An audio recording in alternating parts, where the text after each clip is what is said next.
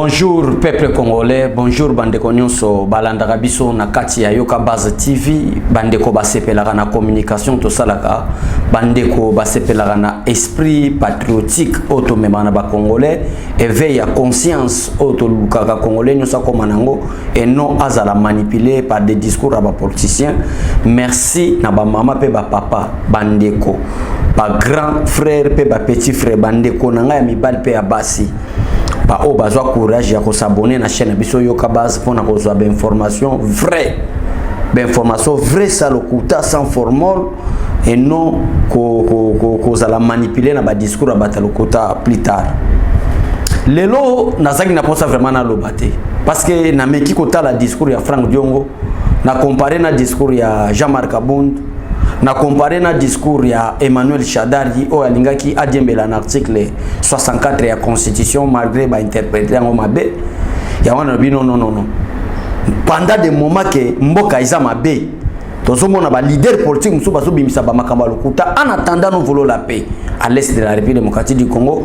Ce qui na cette terre na garder silence ça prouve que tozo consommer eza solo yango zomona poussenga lelo na le kana chaîne na bino Yoka Base TV na pesa quelques explications soit quelques explications par rapport à discours ya infiltré Frank Diongo. Pourquoi Frank Diongo lobi bongo boyebi bien que maloba Frank Diongo so total yango bomoni ezo se coïncider na maloba ya docteur Mukwege yango na bondeli congolais nyonso conscient congolais nyonso ayebi bien que non azala na deuxième patrie. Congolais nous sahibi ki azala na mboka mususu te à part République démocratique du Congo. Oya yebi malamu ke sans Congo azala mboka mususu akozala à l'aise te akotambola calme te. Bandeko bandima ki ke Congo ezaka ka mboka na bango sa Congo bana mabele mususu te lokola biso. Bolanda message malembe calmement on a lingina tal sabino boyeba place pourquoi tant de haine. Est-ce que quel que soit ba discours news ba Shadari, ba Jean-Marc Abound, ba Frank Diongo, ba docteur Mukwege, est-ce que bangonde ba kosala président Félix Tshisekedi président de la République ou c'est le peuple qui donne mandat à un président de la République? Qui donne qui? Ce sont des politiciens ou les peuples? Question tant que nous avons différents discours à battre. Il n'y a pas de politique à Congo, nous avons se poser question naïba. Qui fait d'une personne présidente de la République? Est-ce que ce sont les discours des politiciens? Est-ce que ce sont des politiciens ou les mandats du président de la République à ce moment dans le peuple congolais? Place on a sengi na congolais noso aluka moya ko réveiller na conscience na epoto taisa ba congolais. Mandat ya président de la République ezali constitutionnel, ezana voix ya ba élection. Si tu as besoin d'être élu ou être président de la République, koluka no la non discours ba politicien te. Président Félix Tshisekedi na bato nyonso bazo sala discours azo calculer ata mokote azana penser nae calcul ya président de la République démocratique du Congo son excellence Félix Antoine Tshisekedi Tshilombo lelo eza d'abord le social ya peuple congolais l'insécurité si là donc c'est ça le souci ya président de la République azo calculer ba discours wana te yango zo mona na minito nazo bisa peuple congolais heureusement prophétie de Jebima concernant président Félix Tshisekedi akobundisa mamingi kobundisa wana ko komisa sous fort pour être à diriger mboka plus malamu sous koleka toza par exemple discours ya docteur Mukwege batebele ba yebi peut-être de docteur Mukwege te docteur Mukwege azali papa oyo soit docteur médecin oyo bazalaki ko benga ye réparateur de femmes. Bon, on a analysé avant de commencer à Frank Diongo. C'est-à-dire, pourquoi on a un docteur réparateur de femmes? Parce que docteur Mukwege à chaque fois bitumba landa malam s'il vous plaît maman papa bandeko bazo landa biso na est et la République démocratique du Congo bolanda malam. Docteur Mukwege bazo benga réparateur de femmes. Pourquoi Congo on a ba réparateur de femmes? Tango bazo attaquer biso bazo boma biso il y a un financement, il y a l'Union européenne, il y a un financement, il y a la communauté internationale, il y a un financement, il y a les Nations Unies, pour qu'il y ait un maman qui viole, na ba ordre donné, na ba structure ou ba organisme oyo na uti kotangela bino. Yango zomo na bato ba salipe docteur Mukwege a prix Nobel ezaka ba français wana eza kaka ba occidentaux, eza communauté internationale, ba oyo bazo lingate lelo RDC et son mamanduki. Congolais landa malamu s'il vous plaît. Leonabi na umela ngate Aris. Place nga na suki bo kati wana po peuple congolais comprendre malamu. Banani basali ete Docteur Mukwege azwa prix Nobel. Ce sont des Français. Ce sont les Occidentaux. Basangani. Banani basali ete guerre ya Est. Et ça les mabayi babiso. Ce sont des Français. Ce sont des Occidentaux. Bolanda malamu makamona zolo sans critique. Bango kaka wana, kaka Occidentaux wana. Kaka bango wana, bakena kacha conseil ya sécurité. Docteur Mukwege Sozolanda avec mes respects, na ko critiquer yote na lingi na révéler la vérité par peuple congolais. Kaka bango wana ba zo financer ba M23 pour te baya ko violer, baya ko boma, baya ko sakana na bandeko na biso na partie ya Est ya République démocratique du Congo. Ya ngona bozo na mouvement moko zo sama na Est batu ba komi ko telemela MONUSCO parce que peuple yemo ko comprendre na misu que insécurité na bango, violence faite aux femmes na partie Est de la République démocratique du Congo, dénominateur commun en gros ce sont les Occidentaux. Comment? Parce que kaka Occidentaux wana bazo pesa prix Nobel, kaka Occidentaux wana bazo empêcher biso na kacha conseil à sécurité to so mamandu kité, kaka Occidentaux wana bazo ko diaboliser politique et à diplomatie à président Félix Tshisekedi na moi to opposant pour déstabiliser kaka bango bazo zo prix Nobel bazo pesa na docteur Mukwege kaka bango kaka Occidentaux. Donc c'est-à-dire les malheurs aujourd'hui en République démocratique du Congo et ça par rapport ya bolamu onza basala na Congo mabele kitoko onza bapesa ba congolais richesse kitoko onza bapesa ba congolais bomengo tozala kanango ata to mona ngo na sieta congolais te ata to zokufa nzala mais congolais nyo so place za beta tolo que malheur na biso ce sont les occidentaux qui se cachent derrière des politiciens congolais na yebite eloko nga na lobeli bino soki bon comprendre ngo ceux qui bozo comprendre sous soit nazo pesa explication mabe parce que prix Nobel il y a docteur Mukwege je le respecte na beti dina sali ya makasi ya médecine pas comme un docteur nazo respecter nazo boyate nazo mais botika tolo batamo vérité banani ba pesi prix Nobel na docteur Mukwege ce sont les occidentaux banani basali ete guerre ya Est à l'accentuer batu bakufa ce sont les occidentaux banani ba empêcher motion ya Chine oyo pona kolongola Congo na kati embargo les occidentaux bangonde baboyi balbi Congo ko somba manduki te comment biso to somba manduki bolongola biso na embargo to somba manduki poto si c'est insécurité bolbi non Congo ba ko somba manduki te mais en attendant manduki to lingi to somba boko banda ko pesa ba financement lisusu na docteur Mukwege te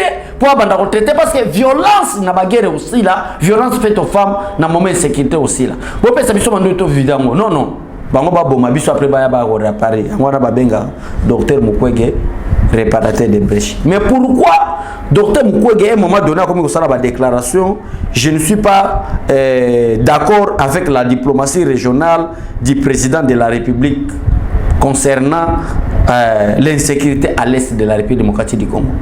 Si docteur Mukwege ke musika ya koloba ete ACP na diplomatie régionale ya président Félix Tshisekedi pourquoi réseau ezaka moko bandeko nanga ezali ba empêcher à cause de son financement basi ba kozala sous violete parce que détermination ya président de la République ezali était parti et c'est réellement stable ezala réellement sécurisé. Or ce que ça sécurisé makamba prix Nobel aussi là makamba financement aussi là na suki wana je crois bien na pesi explication na fingi mototé parce que zaki entre parenthèses avant na kota na likambo na zoloba na suki nde wana pona docteur Mukwege donc vous comprendre pourquoi docteur Mukwege salaba déclaration Franck Diongo na lingana loba te parce que moi je minimise Franck Diongo asa na charisme politique te asa fistre politique asa mutoyo ayaki na flatterie pour na ko bete la président Félix Tshisekedi maboko croyant que Félix Tshisekedi aime des flatteurs Ok, président de la République alinga ba flatterté. Mais Franck Diongo a sali ba déclaration na ba débit naé parce que c'est toujours Franck Diongo. A benga Martin Fayulu que muto Martin Fayulu ça na malamu te. Nini yango Franck Diongo a monaka série wana pour applaudir président Félix Tshisekedi Maboko. So botali Franck Diongo tango abimi na prison. Au lieu akende na ndako naé ata la bana. Ata la mwasi naé.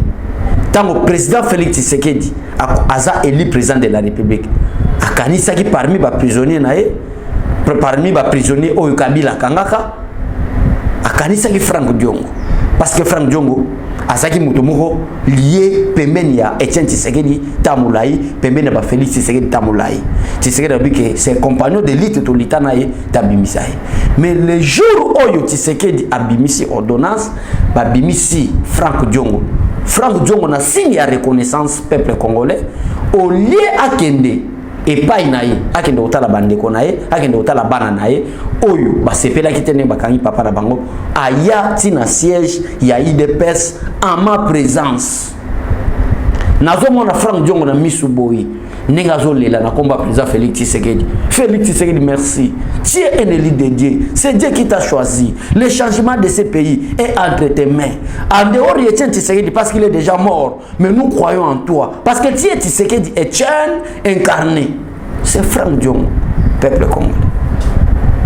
Ce qui besoin de nga biso peut-être pour batebele ata o expliquer que Félix Tshisekedi azabo arrondimate en boya neka président Félix Tshisekedi bana raison na bango parce que biso peut ça la président Félix Tshisekedi nzambete mais tu dois comprendre que Congo po ebonga ezo senga mutu kaka na minute oyo ko la président Félix Tshisekedi mais ce que ça na batu muso bayini Tshisekedi bazo sepela na été ce n'est pas notre problème c'est votre choix parce que même Nzambe alata nzoto akita na mokilio batebele ba sepela na été batebele baboya mo qui est Félix Tshisekedi po batu muso balingai azabu mutu lokola biso soko yina ye yina na yo ye ce n'est pas un problème mais ko lukate ko yina président Félix Tshisekedi comme l'on ba un o banda ko loba ba n'importe quoi o ils ont caractérisé peut-être na lutte na ou soit na passé politique na ça n'a pas de sens ça n'a pas de sens ndé on a presque ko lobake Franck Diongo za frustré tango abimi président Félix Tshisekedi betaye na loboko a commissaire zala calme parce que aluka bo audience ba kutate aïsi bango ba zala calme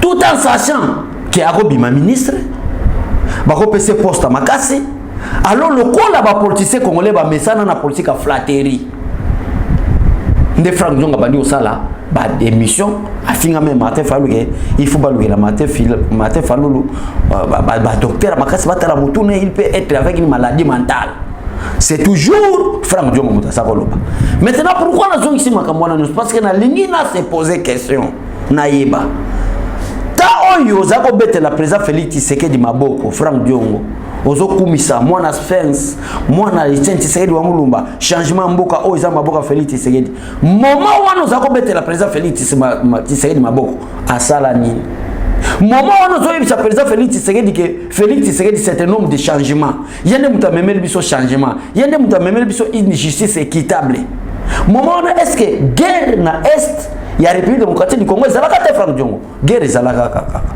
guerre ezalaka depuis époque Kabila guerre ezalaka nango kaka mais nzaba yoke biso mawa atinde biso un homme de bon cœur un homme qui a la volonté politique pour être makambo zo sama na est ya République démocratique du Congo et c'est là mais pourquoi Franck Diongo a commis agité d'abord Franck Diongo a aussi peuple congolais que président Félix Tshisekedi na discours nae azolbete na moment que ba maman na biso bana na biso bazo boma bango na ba rebelle na moment oyo insécurité ezali na Bunagana insécurité ezali na Rutshuru Goma ezali menacé bana bazo boma bango mais Félix Tshisekedi azana congé azo sala ambiance ça ce n'est pas langage un homme politique na degré Franck Diongo ko bimisa président Félix Tshisekedi azana congé président Félix Tshisekedi azana congé ya wande na début na biete ate ozolinga no moto te ate ozosepela no moto te mais pourquoi pas tolobi osana bino d'opposition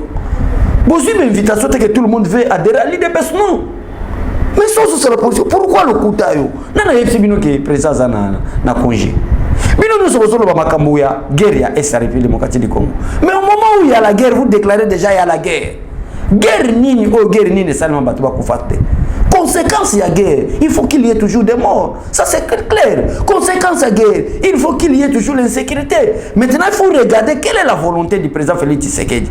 Il y a un bandé qui a un dossier de docteur Mukwege, n'a pas chité na place à Franck Diongo. Awa. Pendant que vous avez été guerre, moi, si la terre, mais c'est Franck Diongo. Mais comment vous avez Félix Tshisekedi, tout est complot. Il y a la communauté internationale, il y a des mafieux qui se complotent contre le président Félix Tshisekedi, mais qui se cachent derrière vous, les politiciens congolais. Au lieu de dire la vérité au peuple congolais, vous avez ça. Le président Félix Tshisekedi a congé. Non, non, non, non, non. Ce n'est pas un bon langage d'un leader politique. Ce n'est pas un bon langage. Ce n'est pas un bon langage. Si vous avez frustré Franck Diongo et que poste va péchoter, yo mo yebi contenu nini pour muto comme ministre na mboka oyo. Tu n'as même pas 3 députés. Yo yebi que le gouvernement sort de la majorité parlementaire. Toi qui n'as même pas un député. Et Félix Tshisekedi n'a même pas encore commencé, il y a nommé un mandataire. Mais pourquoi vous êtes frustré? Pourquoi chercher cela?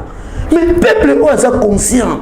Le peuple est maïele. À ce comprendre, madame, que discours, soit message, ou soit point de presse, il y a Franck Diongo. Et ça, point de presse, il n'y a pas frustré. Il n'y a pas frustré.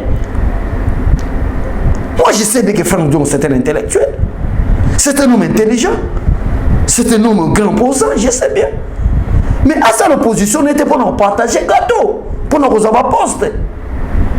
Tous les politiciens congolais, ils complotent une communauté internationale. À ça, c'est la balkanisation.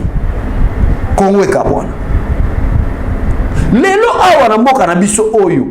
Bo diaboliser président Félix Tshisekedi toloba kike bakor ya Rwanda wana et ko simbate. Pourquoi président Félix Tshisekedi azo menacer Rwanda te? Il faut menacer Rwanda. Oh, mais bon, c'est la maille, pour expliquer au peuple congolais la vérité. Que Congolais, problème nabiso c'est la communauté internationale. Et c'est un président qui est très sage. Le Lengenine a défié cette communauté internationale. Lelo, wana na ibsa Congolais nyoso boko pesa biso raison avant 2023. Félix Tshisekedi a démasqué Paul Kagame. Kagame oza kobatama lelo tosala émission. Makambo Félix Tshisekedi akenda kosala na Rwanda. Bokosi le président Félix Tshisekedi makambo yake oya uti kosala na Rwanda wane kosimba te tala preuve la puis bayoka na bakuta nte. Na ndeka kikaka na yoka baza na expliquer binoke parce que Angola ezalaki na guerre. Mais lelo bango na Rwanda babandi. Est-ce que représentant ya ba M23 baza na Rwanda kuna bazate? Ce sont des représentants rwandais. Mais nous sommes attaqués par les M23. Que fait le Rwanda? Nakacha Basizo et Salma, Nakacha Rwanda. Cela veut dire que le chef direct de M23 qui peut donner l'ordre, c'est Paul Kagame. Parce que là-bas au Rwanda, mais c'est Franck Diongo, mais c'est Jean-Marc Kabon. Là-bas, il n'y a pas de représentants de M23. Ce sont des représentants des institutions rwandaises. Mais nous, en réalité, nous n'avons pas de conflit avec le Rwanda. Mais pourquoi le Rwanda? Basa na Rwanda kuna. Et ça, c'est de façon que Sabino que Mboka Rabiso, Tozaraki Mwamusika, Bato Baza Osakara Rabiso. Bato Baza Osakara Rabiso. Voilà. Nalinga Natali Sabino Kaka. Je crois Aris. Ça va. Nalinga Natali Saka peuple congolais que bota la commerce que ba fistré bazo potana et congolais nous se soutenir président de la République démocratique du Congo yeba eloko oyo ke bako sangana ba Franck Diongo ba Jean-Marc Kabon ba Martin Fayulu ba Joseph Kabila ba ko sala association de malfrats na bango ba ko président Félix Tshisekedi tete aux Arabes ba zo sala opposition à courte durée ya ba mbongo ba yibi mais par la président Félix Tshisekedi parce que tu yebi malamu que comme le président de la République est dépendant de la politicien, c'est peuple. Quand le peuple décide sur vous, vous êtes le président de la République. Le discours nous sommes à Franck Diongo. Yango bon on a début na bika na lingana ba ele yango na leka yango. Mais na bina expliquer ka peuple congolais parce que le côté comme belé et ça na batebele ba pesa biso confiance ba que Jean-Marc Alobibo, Franck Diongo Alobibo, boto landa na bana wana, Abe Shole Alobinini, Pasteur Guilé Alobinini, Yoka So Alobinini, Renan Alobinini. Nde yango bozo mona biso petoye poto pesa ba explication pete mboka na biso et kende liboso. bolanda ba discours wana ndeko nyonso balanda biso donc bozala frustré bato ba diabolisaki président de la république lelo oyo makambo yango yango ezongi nango na Luanda azo bandela zéro guerre union c'est ça les maka na mboka bato bakufa eza réalité guerre ko sema na Kinshasa ka ndenge na na présence na bino na télévision bomoni pe na kofi lisa saison na kofi c'est normal yango zo mona toke na deux propositions to yokana ce ko yokana gisate guerre kozala ça je dois rappeler na Frank Diongo que même na Luanda makambo bolo ba Luanda wana président kindaki na deux options soit la paix totale soit la guerre totale mais na minute on a zoyebisa bino déjà na partie à 15 km à Bunagana on a arrêté plusieurs rebelles à M23 malgré les négociations salama donc makamba kendango lesma botika ko attaquer président Félix Tshisekedi communauté internationale zana ko comploter contre le régime président Félix Tshisekedi ndenge ni ba ko anéantir so bino pe ba de pere de mero aux opposition botia na mutu ke patrie na la tabiso poto tonga mboka na biso merci na bande onyo so bolanda biso botika la mala.